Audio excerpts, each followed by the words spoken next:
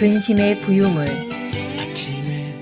산란하게 바람처럼 바닷가의 부유물처럼 마음속에 심란한 바람이 불어올 때가 있다. 그 순간에 사로잡히면 근심은 눈덩이처럼 불어나 나를 삼킬 것만 같다. 그 작은 근심과 불안을 부둥켜 안고 어쩌자는 것인지 마음이 요동치려고 할 때쯤이면 잠시 딴짓을 하면서 흘려보낸다. 그러고 나면 아까 붙잡으려고 했던, 붙잡힐 뻔했던 근심이 뭐였는지 생각도 나지 않는다. 그럼에도 내게 다가와주는 근심이 있거든 피하지 않고 알아봐줄 정금 같은 시간이 필요하다는 신호이다. 양천 이웃집 라디오가 함께하는 마여의 그림책 놀이터 30회. 제가 좋아하는 지인분 중 누룽님의 하루 일기를 소개했는데요. 요즘같이 근심이 많은 저에게도 크게 와닿는 글귀여서 공유해봅니다. 여러분은 복잡한 마음속에 찾아드는 근심들이 있으신가요? 또 내게 찾아오는 근심들을 마주해 본 적이 있나요? 저는 요즘 근심들이 찾아올 때 명상이나 동작 치유, 그리고 관련 서적을 조금씩이라도 읽는 하루를 만들고 있는데요. 최근에 다른 지인이 선물해준 아티스트 웨이라는 책을 접하고 새롭게 독서를 시작했어요. 그림책은 아니지만 머릿말 글귀에서부터 예술적 감각을 키울 수 있도록 용기와 예술적 영감을 주는 책이 있어 오늘 소개해보려고 합니다. 함께 들어주세요.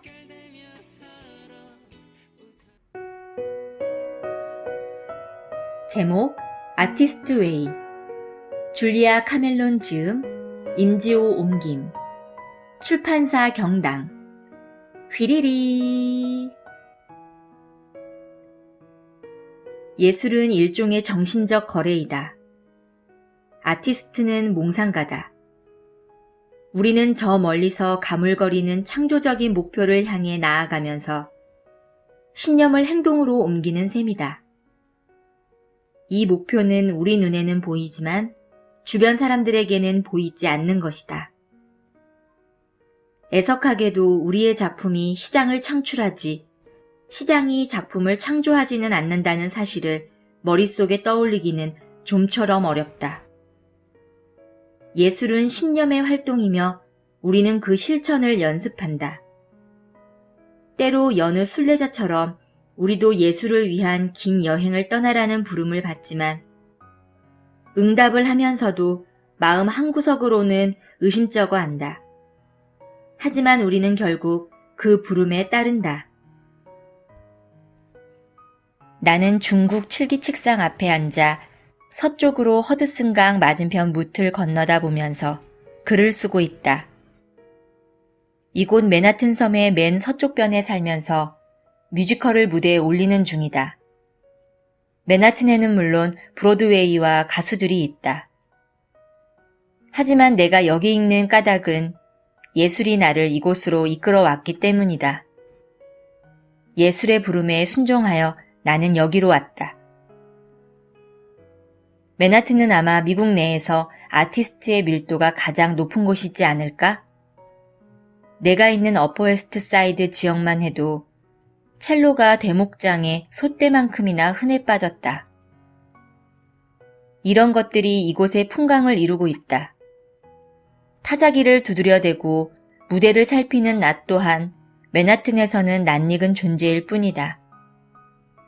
내가 피아노를 치며 멜로디를 구상하는 이곳에서 불과 10불록 떨어진 곳이 바로 훤칠한 청년 리처드 로저스가 레리 하트라는 작은 소년을 만난 곳이다. 이 전설적인 뮤지컬 창작 콤비는 수십 년간 함께 꿈을 꾸며 온갖 부침을 겪어냈다. 내 아파트는 리버사이드 드라이브에 있다. 이곳은 맨하튼 섬의 좁다란 곳인데 강 건너 서쪽을 바라보는 내 등 뒤로 부쩍이는 브로드웨이가 있고 어둠이 깔리는 가운데 석양이 울긋불긋한 띠를 두르고 있다. 널따랗고 시커먼 강물은 바람이 심한 날이면 흰 포마를 거칠게 내뿜는다. 딱정벌레 같은 선혼색 예인선들이 파도에 몸을 내던지고는 강을 왔다 갔다 하면서 뱃머리로 기다란 바지선을 밀고 나아간다. 맨하탄은 꿈이 상륙하는 항구다. 맨하탄은 꿈꾸는 이들로 가득하다. 아티스트들은 저마다 꿈을 안고서 이곳에 발을 디딘다. 아티스트라고 해서 죄다 우중충한 옷차림으로 담배와 술에 쩔어 있는 것은 아니다. 쥐떼가 이사올 정도로 고약한 동네에 있는 희망과 바퀴벌레만이 들끓는 조그만 아파트에서 싸구려 무용담에 기대어 살아가는 것도 아니다. 아니, 마치 바퀴벌레처럼 아티스트들은 허름한 아파트에서 펜트하우스에 이르기까지 이곳 어디에나 있다. 내가 사는 건물만 해도 피아노와 타자기를 두드려대는 나를 비롯해 방에 틀어박혀 목청껏 쥐저기는 종달새처럼 목을 떨어대는 오페라 가수가 있다. 이 동네의 웨이터들은 대개 배우이며 팔자걸음을 걷는 예쁘장한 아가씨들은 무용수이다. 이들의 어정거리는 발걸음에서 우아한 자태를 떠올리기는 어렵겠지만 말이다. 오늘 오후 나는 에드거스 카페에서 차를 마셨다.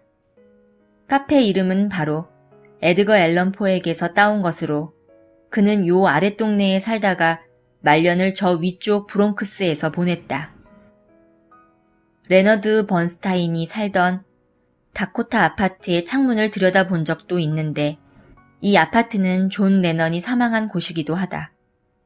그가 총에 맞은 아치형 입구를 통과할 때면 다소 멍한 기분이 들었다. 듀크 엘링턴의 집에 있던 거리에는 그의 이름이 붙어 있다. 맨하튼은 유령들이 들어찬 동네다. 창조력이 이곳의 빌딩 숲 사이로 흘러다닌다. 내가 예술가의 길을 처음으로 가르치기 시작한 곳이 이곳 바로 맨하튼이었다. 귀를 열어두는 여느 아티스트들처럼 나도 감흥을 체험한다. 가르치라는 요청을 받은 나는 다소 머뭇거리다가 그에 응답했다. 내 작업은 어떡하지 하는 불안감이 들기도 했다. 사람은 자기가 주창하는 바를 실천하게 마련이라는 사실을 나는 아직 깨닫지 못하고 있었다. 다른 사람들의 창조성을 일깨워주면서 나 자신의 창조성까지 살아난다는 것도 미처 몰랐다. 여느 예술가들과 마찬가지로 신념의 도약을 비슷한 방식으로 이루어내는 동료들과 교류하면서 훨씬 쉽게 나 자신을 채울 수 있음도 알지 못했다. 가르치라는 요청은 받았지만 나에게나 다른 사람에게나 괜찮은 교육이 될지 알 수가 없었다. 1978년 나는 창조성의 상처를 입고 쓰러진 아티스트들에게 어떻게 자신을 열고 다시 기운을 차릴 것인지 가르치기 시작했다. 나만의 창조적 연습을 통해 익힌 기법들을 그들에게 나눠주었다. 나는 가능한 한 부드럽고 편안한 방식을 택했다. 당신을 통해 표현되고자 하는 창조적인 에너지가 있음을 기억하세요.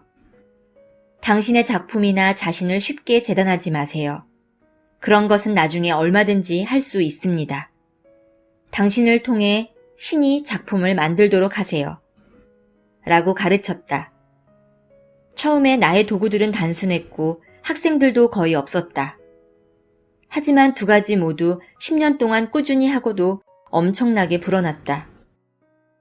시작 무렵에 수강생들은 주로 창조성이 막히거나 상처 입은 예술가들이었다. 화가, 시인, 도예가, 작가, 영화감독, 배우 혹은 개인생활에서나 어떤 예술 분야에서든 좀 더 창조적인 존재가 되려는 사람들이었다. 나는 모든 것을 단순하게 다루었다. 실제로도 단순했기 때문이다. 창조성은 발행이 풀 같은 것이다. 발행이는 조금만 보살펴주면 솟아난다. 나는 창조적 영혼을 유지하는 데 필요한 간단한 영양분과 보살핌을 어떻게 제공하는지 가르쳤다.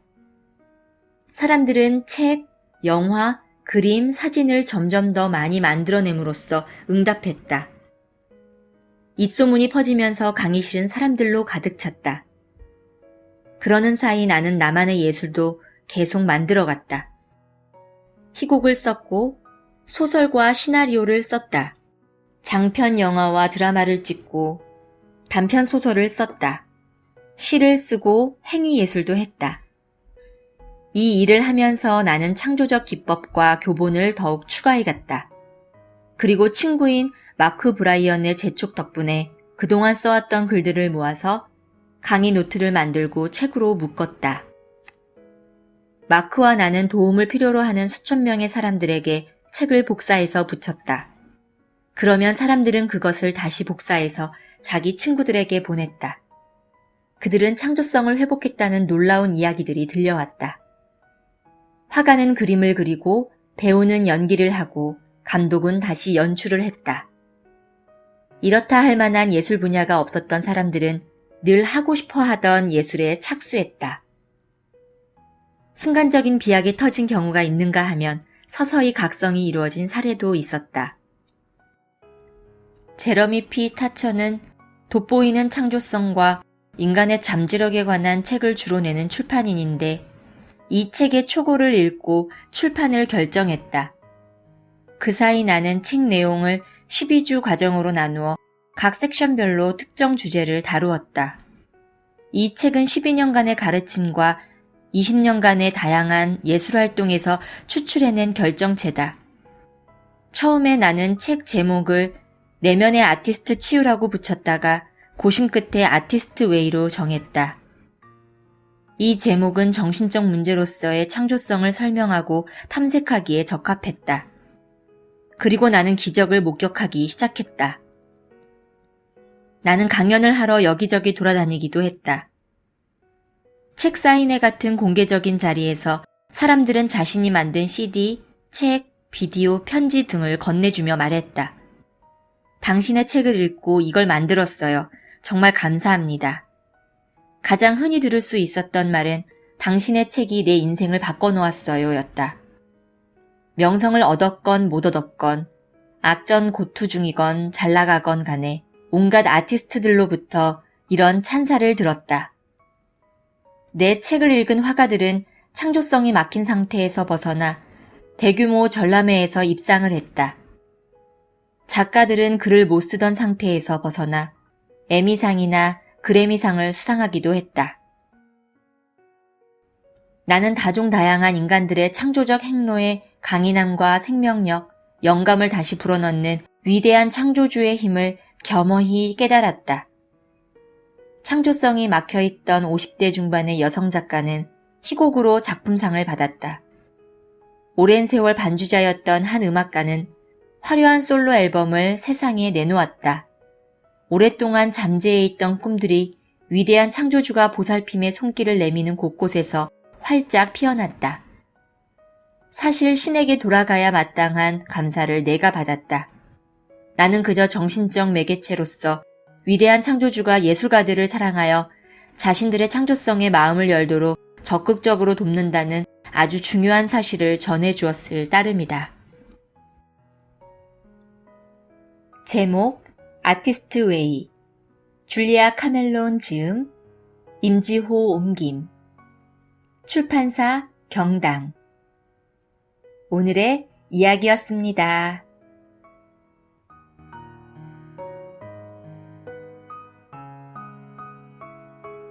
스스로에게 나를 위한 12주간의 창조성 워크숍이 되어주는 아티스트 웨이의 시작말 일부를 읽어보았고요. 이 책을 완독하기 전에 자주 와닿는 부분들을 이어서 들려드릴까 합니다. 기대해주세요. 그럼 오늘도 즐거운 10분 독서 실천해보시고 저는 이만 물러갈게요. 다음 시간 또 찾아와 주실 거죠? 박문치가 부릅니다. 쿨한 사이.